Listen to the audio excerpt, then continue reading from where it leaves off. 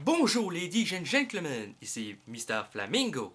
Bonjour à vous, nouveaux visiteurs sur la chaîne YouTube. Hier soir, je suis allé voir une première fois Batman vs Superman, l'Aube de la Justice. Le versus est dans le titre québécois uniquement. Pour la France et les États-Unis, c'est Batman v Superman. Parenthèse pour ça. Donc Batman vs Superman, l'Aube de la Justice, titre québécois, euh, a reçu des mauvaises critiques venant des critiques professionnels, mais a reçu un très bon accueil critique venant du public, et ça c'est bien normal, parce que le public est plus connaissant là-dedans, et les critiques n'aiment pas forcément ce genre de film. Pour ce qui est de ma part, j'ai adoré, et j'y retourne aujourd'hui avec mon ami Olivier. On va aller voir le film ensemble. Et honnêtement, ça ne me dérange pas tout de revoir parce que le film était super bon. Ben Affleck, pour parler de Ben Affleck pour commencer, il était parfait. Beaucoup ont critiqué le choix de Ben Affleck pour le nouveau Batman. Tout simplement parce que, à cause qu'il a joué dans Daredevil, le film de 2003, qui n'a pas vraiment eu des bonnes critiques, qui a eu 41% d'avis positifs sur Rotten Tomatoes, donc ce qui est plus que Batman vs Superman, mais ça c'est juste contenant les critiques, parce que le public a au moins 75% d'avis positifs sur le film, juste de l'avis public. Donc ça a une grosse différence. Et le Batman, j'ai pas lu les comics de Frank Miller de Dark Knight Returns, et j'ai pas vu le film animé de Dark Knight Returns. Mais j'ai vu des photos de Dark Knight Returns, et j'ai vu le costume, et c'est inspiré pas mal de ça, parce que surprenez-vous pas, un mini spoilers, Batman tue dans le film. Et oui, Batman y tue de sang-froid, et je trouve que c'est très bien parce que même dans les films, il y a des vidéos sur YouTube où il y en a qui font comme le compte des personnes que Batman aurait tuées, alors qu'il est supposé avoir une règle comme quoi il tue pas. Et c'est. Je pense que Jack Snyder s'est tout simplement dit que tant que il tue dans les films sans le vouloir ou que ce soit indirectement, pourquoi pas le faire tuer directement et être fidèle à la version de Frank Miller. Donc ça, c'est un point positif. Ben Affleck est très bon dans le rôle. Je dois admettre que j'ai été vraiment surpris. Et Batman m'a fait très peur dans le film. Vraiment, il était déjà qui marque ses ennemis au fer rouge en symbole de chauve-souris. Ça, on l'a vu dans Bande-annonce, c'est pas un spoiler. Mais c'était extraordinaire. Sa prestation en tant que Batman et Bruce Wayne, tout était bien. J'ai rien à redire sur sa prestation. Un Batman vieillissant, c'était nickel. Pour ce qui est de Henry Cavill, il a encore très bien le rôle de Superman. J'ai rien à redire là-dessus. Euh, il joue bien le rôle de quelqu'un qui veut juste faire le bien, mais qui est pris pour une menace par le monde. Alors que c'est pas de sa faute, c'est le général Zod qui a attaqué, mais tout le monde le prend pour responsable, dont Batman. Et c'est là que la marque pogne un peu entre les deux. Mais aussi, faut savoir aussi que Wonder Woman est dans le film, ça c'est pas une surprise, elle était dans la bande-annonce aussi. Elle n'a pas un gros rôle, je dois vous le dire. Wonder Woman, elle apparaît juste à la fin du film, mais on la voit aussi entre-temps en tant que Diana Prince, son alter ego. Et elle n'a pas une grosse partie non plus, mais à la fin, elle est plus présente. C'est déjà ça. Et ça nous tisse directement la Justice League. Il y a Cyborg, Aquaman et Flash qu'on voit en caméo dans le film. Et c'est très bien d'ailleurs. La réalisation est très bien menée. J'ai rien à redire là-dessus. Ça me donne moi-même des conseils, un peu des idées de mise en plan pour mes prochains films, courts-métrages et autres affaires. J'ai des projets en développement, tout plein. Donc, enfin bref, la mise en plan est parfaite. Ça s'ouvre, je veux pas vous spoiler, mais j'ai comme pas trop le choix pour expliquer un peu ce que je veux dire.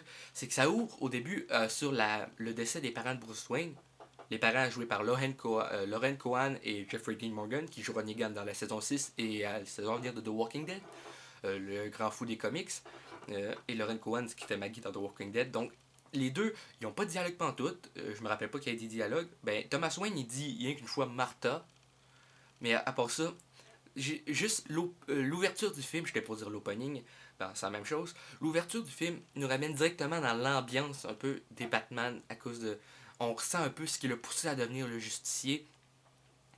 Et c'est normal, je pense que n'importe qui réagirait d'une certaine façon un peu pareil à la perte d'un proche, surtout à l'âge que Bruce avait quand ses parents ont été tués devant lui. Mais c'est sûr que c'est pas tout le monde qui deviendra super-héros, on s'entend là-dessus. Mais je pense que ça ressent bien un peu l'idée de souffrance qu'il ressent en tant que Batman et Bruce Wayne. On ressent bien l'esprit un peu bouleversé du justicier.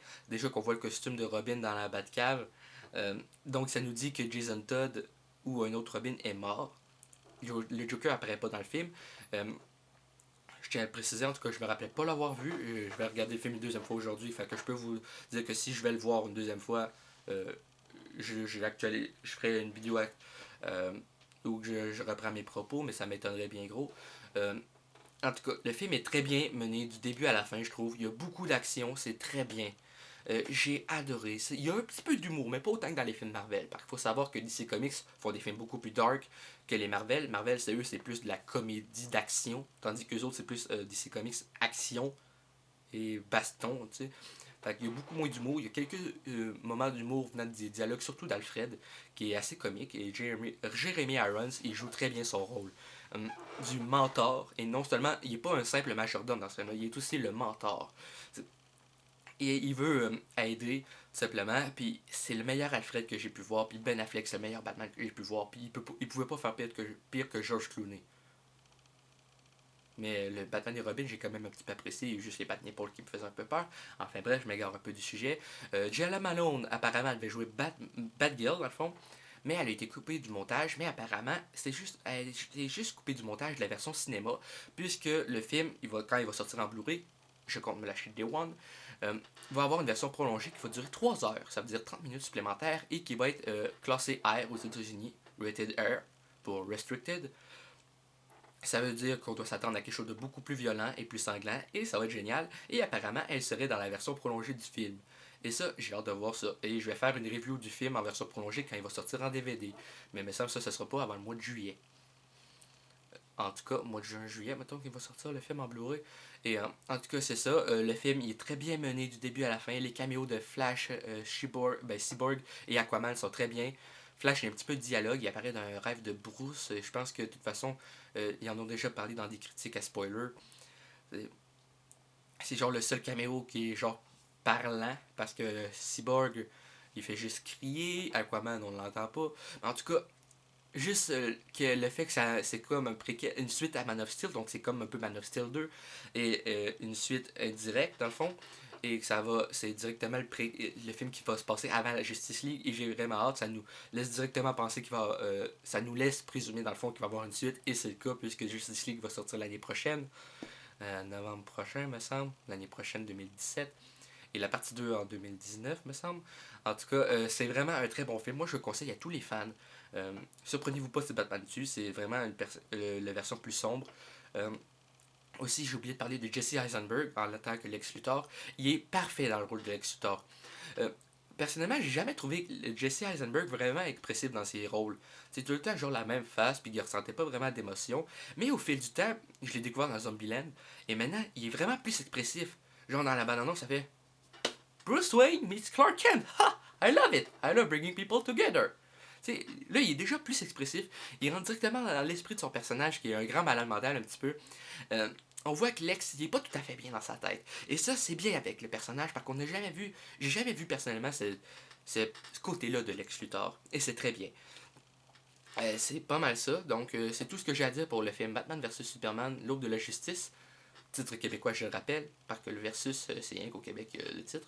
Enfin bref, que le versus dans le titre plutôt. Enfin bref, merci d'avoir écouté cette vidéo critique de Batman vs Superman. Si je devais donner un nombre d'étoiles sur 5, ça serait 5 étoiles sur 5, parce que j'ai tout simplement adoré. Et je vais revoir le film aujourd'hui et j'ai crissement hâte.